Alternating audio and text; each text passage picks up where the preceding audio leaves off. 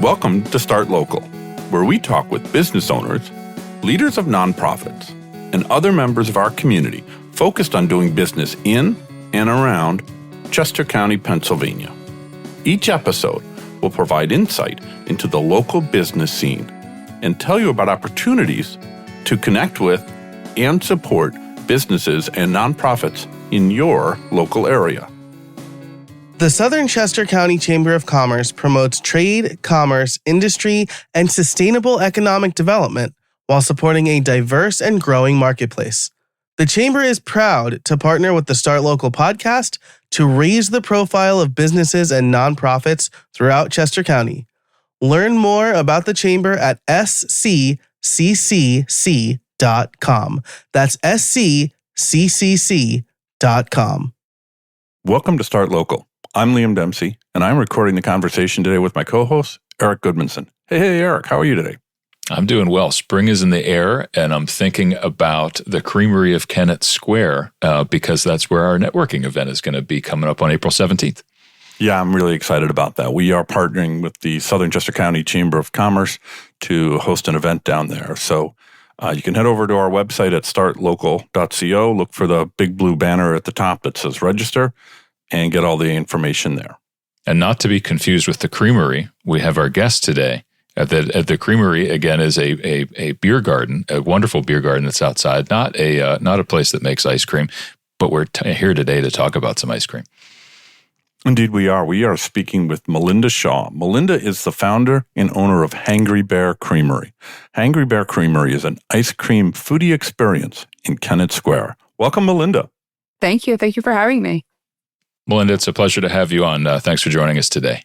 Oh my, ice cream. Let's start there. Who doesn't like to start with ice cream? The Hangry Bear Creamery is more than a simple ice cream shop. It's a place where friends and family can gather to learn how ice cream is made and how the ingredients are sourced. It seems like this is in keeping with the farm-to-table movement. So the question is this.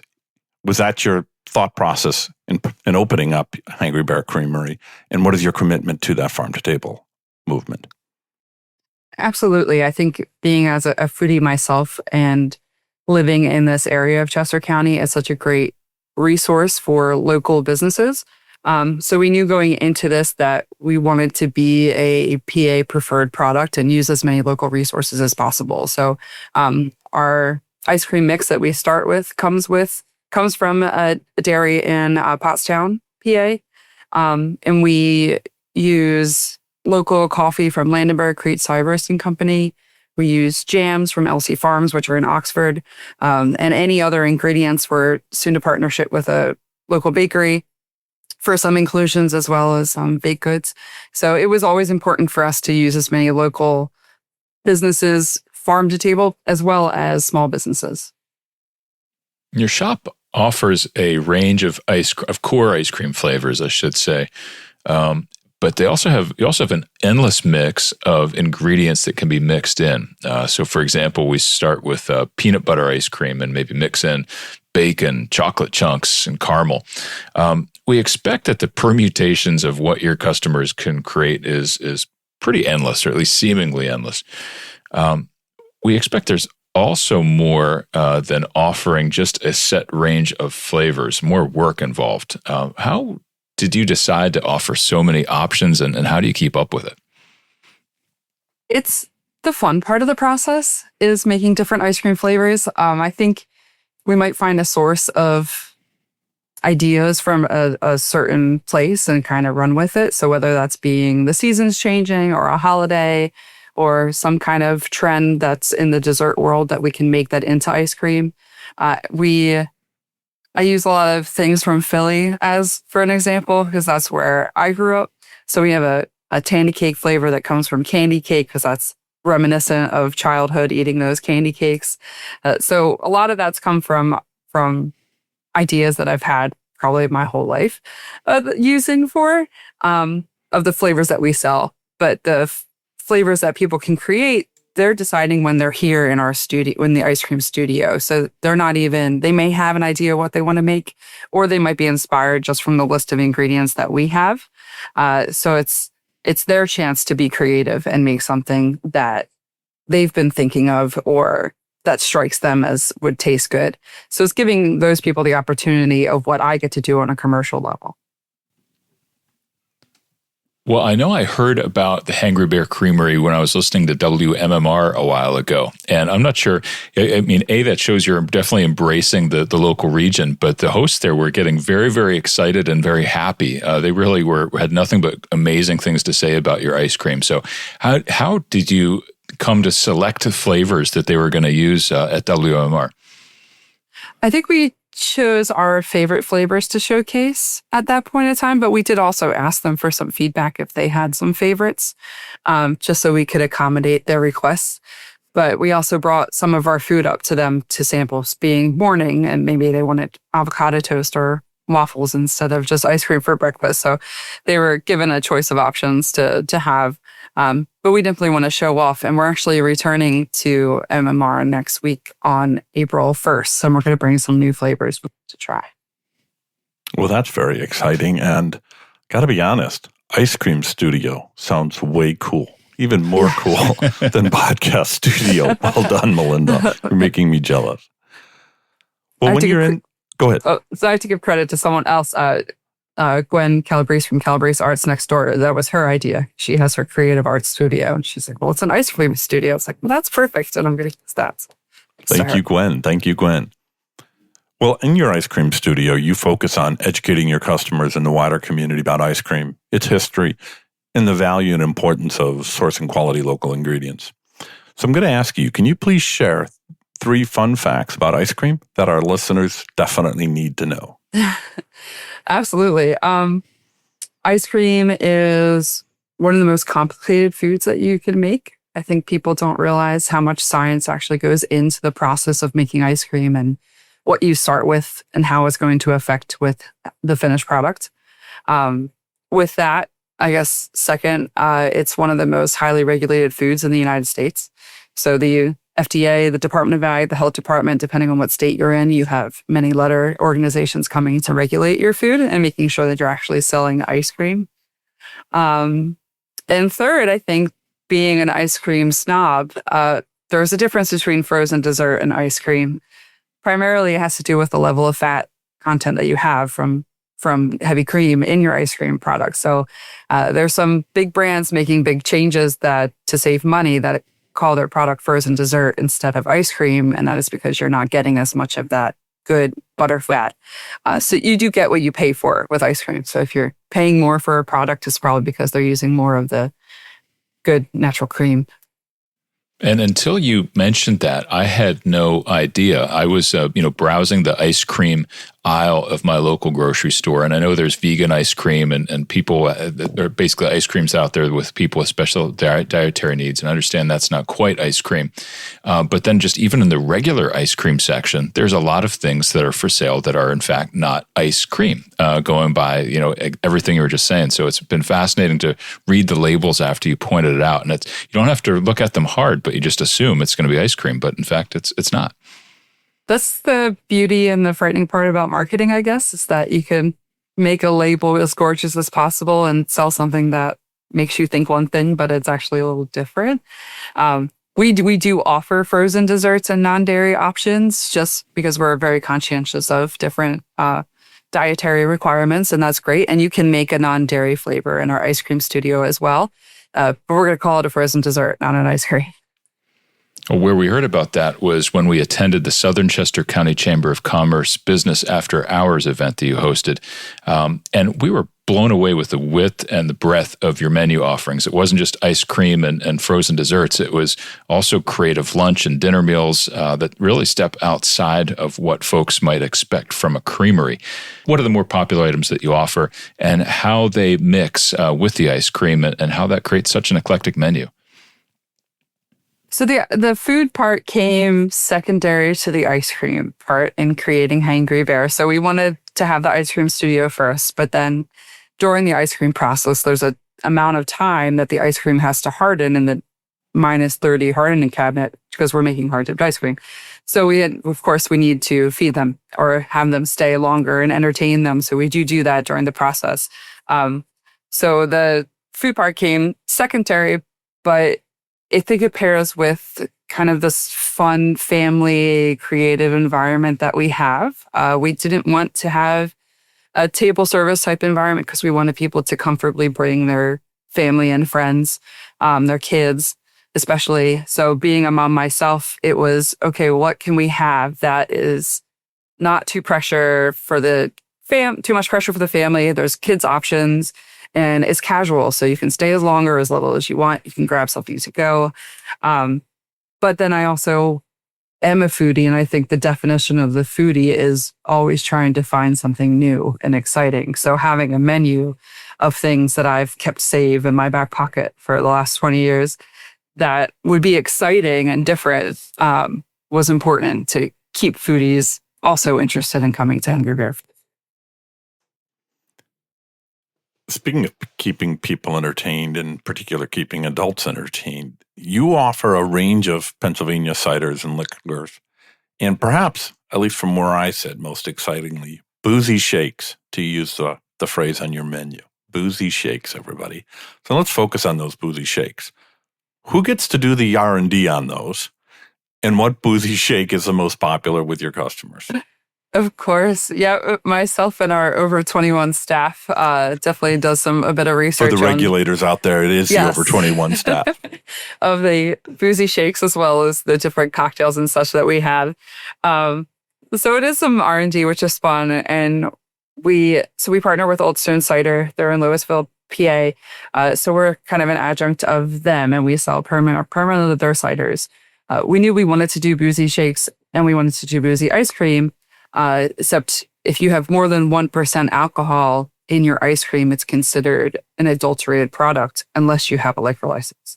So we worked with them and we're like, well, perfect. Cider pairs very well with ice cream, and we can do a lot of different things with cider and ice cream, and then also have boozy shakes. So we have, of course, an Iron Man apple pie milkshake with the cider. And then the most popular would be the parents' peanut butter cup booby shake with peanut butter whiskey, or the grasshopper. So I think that's just like an old school classic kind of drink name, but with our twist on it with boozy shakes. And they're boozy. They're not for the faint of heart. That's for sure. I know lots of people were enjoying them at that event that we attended. That's for sure. I want to shift focus a little bit to you personally and your career to give a little bit more context for everything that's going into the Hangry Bear Creamery and all this ice cream knowledge that you bring to the table. You were hired by the University of Delaware to create a commercial creamery. Up to that point, you had no professional experience working with ice cream. And I want to make sure that I understand that correctly. And then also tell us a little bit about what drew you to dive into ice cream in the first place. Sure. I think whether subconsciously or not, I started my first job when I was 14, was working for Cold Stone Creamery. So I actually made ice cream when I was 14 years old. I'm not sure if that was allowed, but it happened anyway. So I studied hospitality management at Syracuse University, and right after college, I went and worked for the Phillies with Aramark and did some big time management of their food operations there, and kind of jumped from place to place as a chef manager type situation.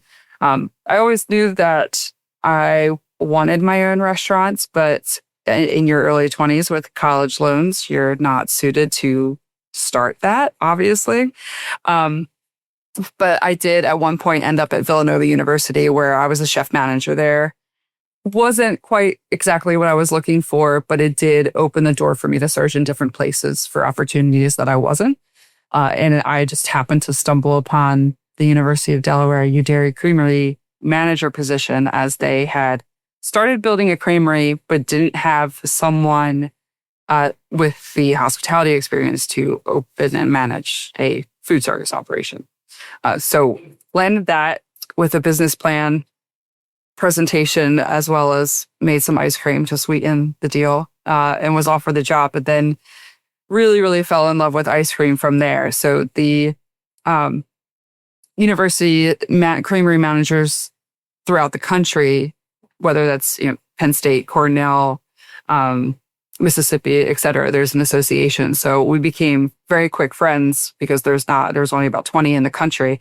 And that kind of alliance really showed where the University of Delaware Creamery program should go and what the goal should be and how I can learn from them, as it was such a great cohesive group of people willing to share information. So that really made my love of food science grow. And I knew exactly that I wanted to get more into the dairy science and the food science of ice cream and not just kind of sell it. I would love to have a probably day or afternoon long conversation with you about your first few weeks on that job. It was something. Yeah, it's just so amazing to think about entering a sector you know so little about, but let's go. That's just so amazing. That's really, really impressive.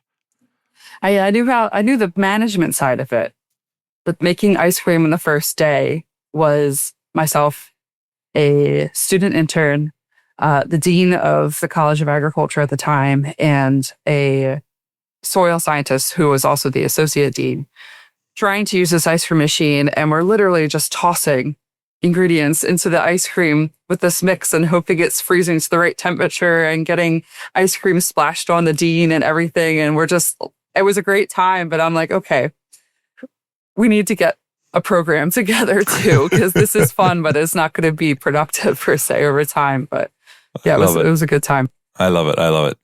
Folks from the northern end of our county here often talk about the Penn State Creamery, and Eric's made it very clear to me that folks in the southern end of the county speak more highly of University of Delaware's Creamery. And with that context, we expect that most people won't really appreciate that these creameries play an important role in educating students at the respective schools. Melinda, can you please talk about how the UD Creamery was engaged in education programs? Sure. Yes. So Penn State Creamery is the godfather of all university creameries. They've been around the longest and have definitely with the largest program in food science and dairy science. So it's very respectable, and I've learned a lot from them and appreciate being able to do so. The goal of the U Dairy Creamery, it kind of came business first, and then we backtracked to get the programs integrated, where the University of Delaware had the food science program, but not necessarily as much dairy science. But they did have a dairy farm, and we're looking to subsidize the dairy farm with sales of some an additional product other than just selling bulk milk off. And that's usually how those programs start, was trying to make more money for dairy farms where milk can't make much money off just milk anymore. But with that, I was, one of the managers said to me from Cornell, they're like, well, you have this creamery, great, but what are you doing to teach students? And I'm like, well, that's a great question. We need to start teaching students more. So we were teaching about business administration and entrepreneurship and management and having interns and running the creamery, but not so much about the science of creating the products itself. So we started teaching, or I've started teaching the science of ice cream in 2014. And then we started to establish more of a presence and started the plan to create an actual dairy plant versus just a small creamery that was making ice cream from a mix that someone else was making. From there, it took a few years, but they have a big plant now and a few courses, which is great. And part of that role, you were actually on the faculty there as an adjunct instructor. Is that correct? Yes. Somehow they let me do that. I was very gracious too, and it had to go to the board with the faculty. And as the food science professors had quite their own busy loads, but being that I was able to get the background in ice cream and dairy science pretty quickly, they were gracious enough to allow me to teach that course too. So we taught the science. I taught the science of ice cream, which was a 3-credit undergraduate course. And later on, once the dairy plant was established and we were pasteurizing milk and making cheese, myself and another professor and our assistant manager at the time, we taught the science and art of cheese making. We had also began, which was for undergrads, and we began doing external learning through cooperative extension, where adults could sign up for an intensive 3-day class on cheese making. So we did teach that once before COVID, and then it kind of stopped from there. But hopefully they'll be able to bring that again too. That sounds like a great time to be a student. Absolutely great time to be a student. Yeah, I would have loved to take the science of ice cream when I was in undergrad. That would have been fantastic. Yeah, some departments were letting them count as their science credit. So instead of chemistry 101, they could take the science of ice cream. So it was great. I'm just thinking science of ice cream versus calc-based physics 2. Like this is quite a quandary. There. Melinda, you have a number of revenue streams at Hangry Bear Creamery. Customers can come in for lunch or dinner. We've talked about that. Of course, they can come in for ice cream. And you have that wonderful gathering making space, the ice cream studio, where customers can make their own ice cream. And through your website, they can actually order custom-made flavors, and you'll ship them to them directly to their home. And I think I saw, correct me again if I'm wrong here, but I think I saw on social media that you're working up an ice cream truck to take wonderful ice cream and food out into the community. But walk us through the breakdown of how you make money. What offering is the most profitable for you? So I think currently right now, revenue-wise, we're split a third to ice cream, studio, food, and ice cream. As far as dollars wise, but when you look at people wise, the ice cream is high, the most, because we're selling ice cream for $4.50 to start. So we have more people coming in the door to purchase ice cream, but the revenues are across ice cream and the ice cream studio are always going to generate more net than food is. The food industry and restaurant industry is incredibly low profit margins. So having some ice cream and ice cream studio does help that. With the custom made ice cream is something I wish I would take off more, but it haven't quite got that viral niche yet to figure out how to get people to buy that. That's a little tougher. But the ice cream truck is coming. My husband, right this actual second, is trying to finish that up so we can have it out by April. That's exciting. Well, come on up to Northern Chester County anytime you want. So sure. We'll make this happen. We've heard from several employers over a number of our episodes that finding the right employees for the service industry can be a challenge in Chester County. That's in no small part because of the lack of affordable housing. Is hiring and retaining the right people a challenge for you? Absolutely. I think hiring and retention in the food service industry is very difficult, and more difficult than it was 5 years ago, because so many people from COVID left the food industry to go find careers elsewhere.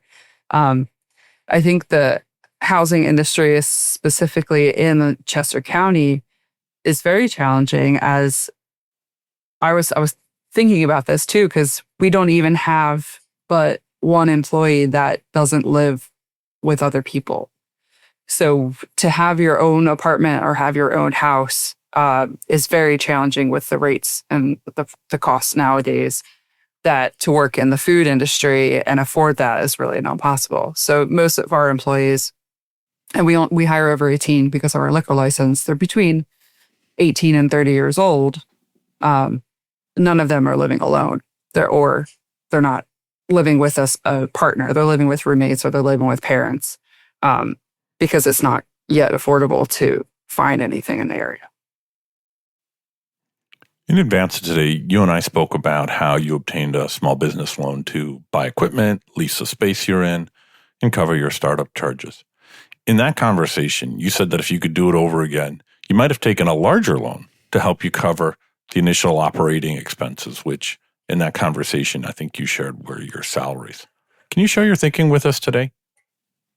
Sure. So, and I think it's like, I guess it's my PSA if anyone wants to start a business, is don't neglect the working capital. We had a loan, and we wound up for the construction, that we're in a new construction facility. So a lot of it was equipment and the fit out, as well as just supplies and such that we need. And we wound up expanding the space, but not necessarily expanding the loan as much to include that working capital.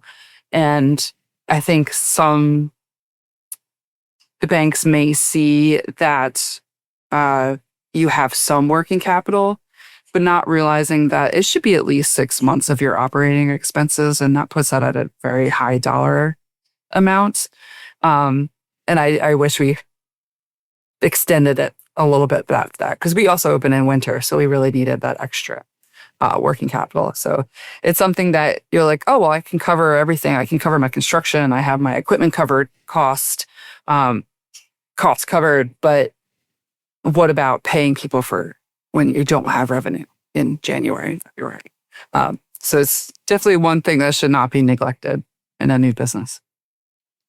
What was the process of securing that small business loan like? I'm curious if you had to figure it all out on your own, or did you find somewhere where you got some good help to work up the right loan solutions for you and your ideas? Sure. So with finding the loan process, I did communicate a little bit with SCORE in the Chester County SCORE. They helped with just kind of, this is what you're going to have. I was already familiar with the business plan process, thankfully, but they do have some really great outlines available.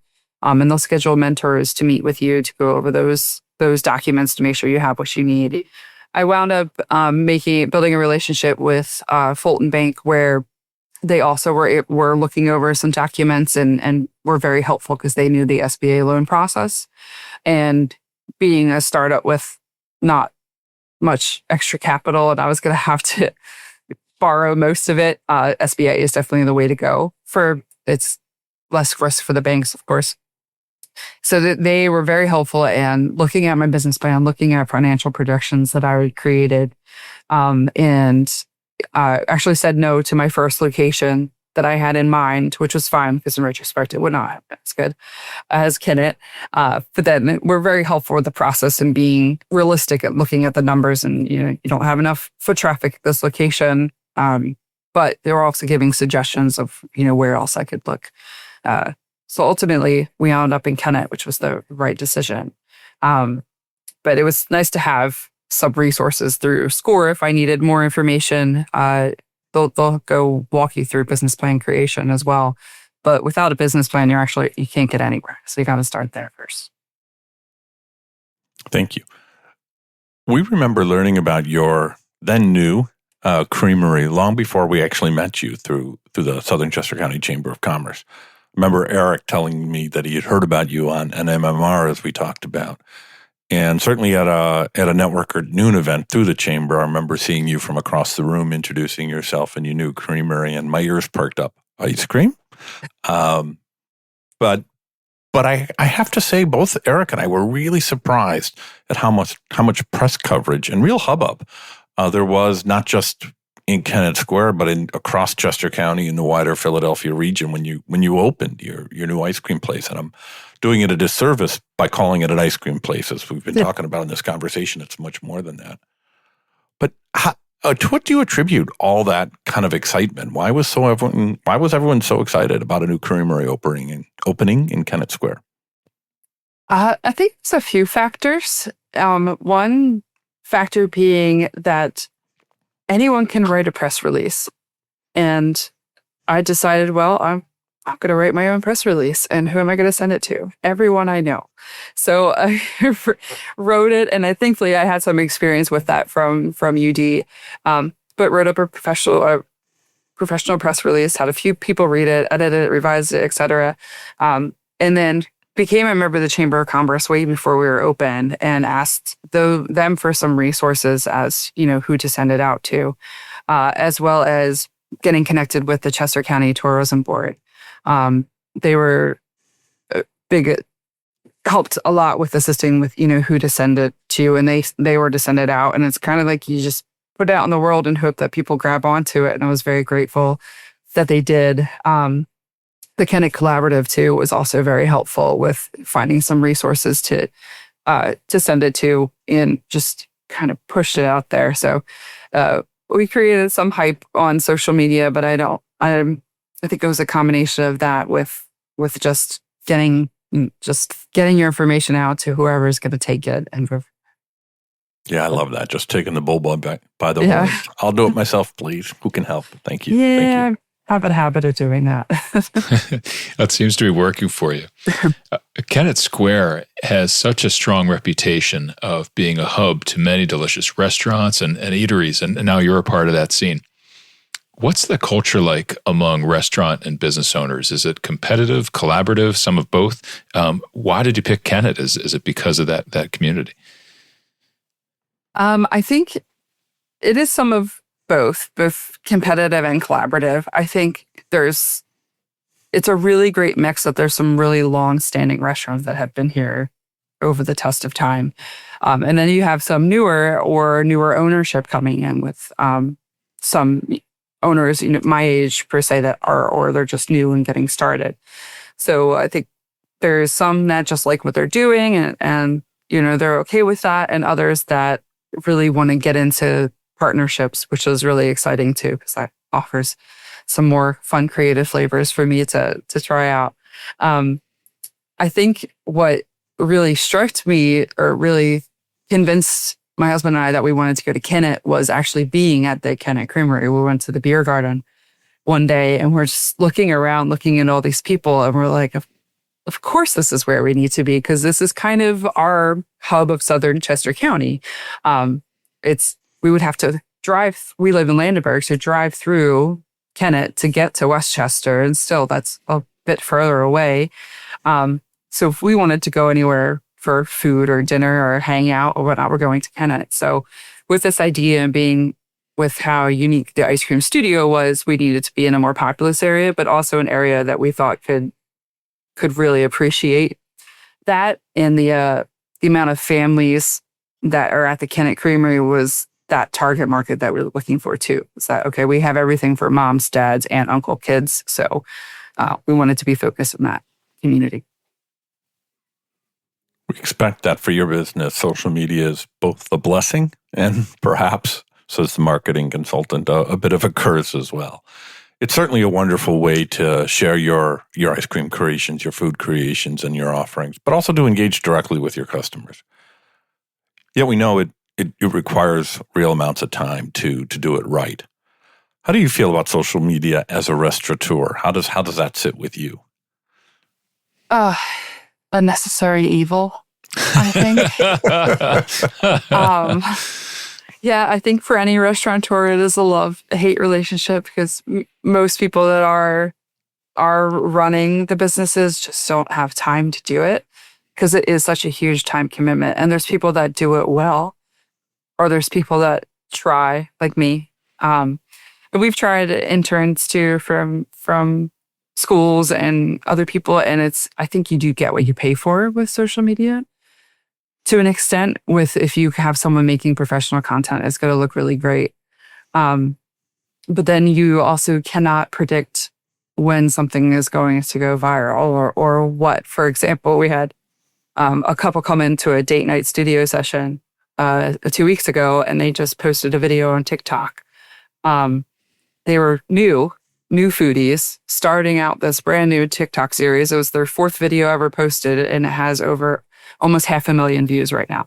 So it's what predicts that algorithm. I have no idea. And it's like, you just get lucky sometimes. And that's the hate part of social media, is that it's very hard to predict what is going to do well and what's not going to do well. And that's a whole different science that someone else studies that I can't wrap my head around. There's no space for me to study that right now.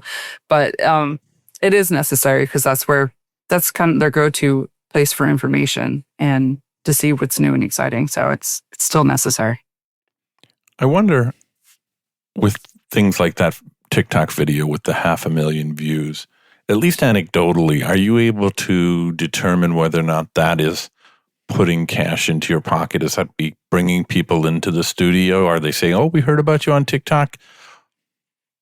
Yeah, absolutely. We I think doubled or almost tripled the amount of date night studio sessions that we had, and I could track from the sales and views on our booking website through our ice cream studio. I think on a week we averaged between 100 and 200 views on our booking website, and when that video went out, it jumped to 800. So it was significant, the amount of people that were getting pushed to our website just from that, which is amazing. very grateful. Well, the fact that you're hosting date nights makes me think of something here, and that is that the restaurant industry has a reputation for long hours, busy weekend shifts, and very hard work. If you're hosting date nights at the restaurant there, you're probably not hosting date nights with your husband, unfortunately. So we expect that all this activity is going to make other interests, hobbies, and the like a real challenge. What's been your experience? And the cliched thing is to say work-life balance, but how do you really get the two to function together? Oh, for a restaurateur, work-life balance when retire, maybe. It's very hard. Primarily, you have to find other employees that you can trust. So I am lucky that I do have a few that I'm comfortable and they can manage it without me, though I'm a phone call away, of course. It is busy. Weekend shifts, that's their busiest time. And date nights are Thursday and Friday nights. And I do host some of those myself because I do like the adult parties as much as the kids' parties are fun. It's nice to nerd out about ice cream science to adults. But it does affect everything. So I think the balance right now is finding mostly not having my son cry when I leave the house on weekends because I have to go to work. It just tears your heart in half. So it's finding a balance of spending time with him. The hobbies that I used to have are put to the wayside for a while, hoping that they'll be there when I have time to, but it's not even a thought. It's trying to balance family first. And then I hope to be able to add the hobbies back in that I did have that my husband wants me to join him again doing. But it's it is tricky. It is tricky, but when you know that you are supposed to be doing something, and thankfully when your family also knows and can support that, then they offer exception to not doing what you used to do. But we also had many conversations beforehand knowing that it was going to be like this. So the expectations were put in place first. But yeah, I was a competitive rifle shooter with my husband and I do miss doing that a lot. So he gets to go and I don't. But maybe next year. Wow, I just want to explore that for a whole hour now. But yeah, that's a whole nother world. Well, it's certainly very clear from your tone of voice and the way you're speaking about this, and we have video seeing each other as we talk, that you're very passionate about what you're doing and you love what you're doing, and it's clear that it's a sacrifice that you and your loved ones are willing to make. So congrats to you. Not everybody can do that. Well done. Yeah, thank you. I'm very fortunate. I see some people, even some of my employees be like, well, I don't know what I want to do in the future. I don't know what I do. And it's very lucky that I kind of knew. And I'm grateful for that. But now it's just trying to maintain, I guess, different challenges. Indeed. Well, I'm gonna ask a challenging question here, especially for someone who owns her own ice cream studio. What is your favorite flavor of ice cream? Can you even answer that question? It changes just because I get so bored with food. And not in a bad way, just that I can't eat the same thing every day. So like my husband, I can make a pot of jambalaya and he'll eat that for 5 days straight and he's happy. I can't do that. I'll have it once and I'm done. Right now, I think it's Kara Needs More Coffee, which is named after my sister. And it's coffee ice cream with mini marshmallows, chocolate chunks, and Biscoff cookie butter. So it's kind of just a delectable coffee flavor. Yes, it is. We'll have to see what we're bringing back our Bonnie's bourbon peach cobbler. So that's up there too. Anything with bourbon in it's going to be my favorite. So. Anything with peach in it is going to be my favorite.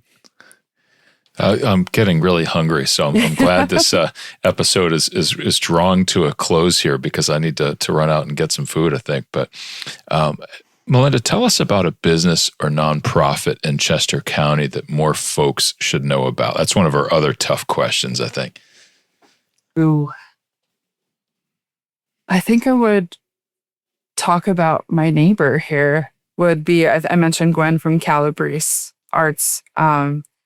She's got a beautiful space, but I think people don't realize how much she's doing for the community and for kids. So they do plays, for all ages. They also have private music rooms and do lessons. They do voice lessons, songwriting, dance, and different adult nights as far as salsa and line dancing. And she's extremely passionate about what she's doing too, and how the arts and how being creative can affect children's lives and how it can open doors to their future they might not realize that they have. So I think that she's also new. So I think just opened a month before I did, but was at a previous space before. So I think we're in this little Kennett Point area that we are. We have a lot of creative outlets with Center Clay and Calabrese, and then myself. So I think anything that can be creative and allow you to use that outlet and for good instead of evil, I guess, and getting involved in something fun for children and to explore what they might not know is a good business to support. Well, we'll be sure to include a link to Calabrese Arts over on our website at startlocal.co. Thank you for talking about that, for sharing that. So we've talked a lot about ice cream. We've talked about employment, and Eric's going to go out and look for some food, but I might want to make ice cream.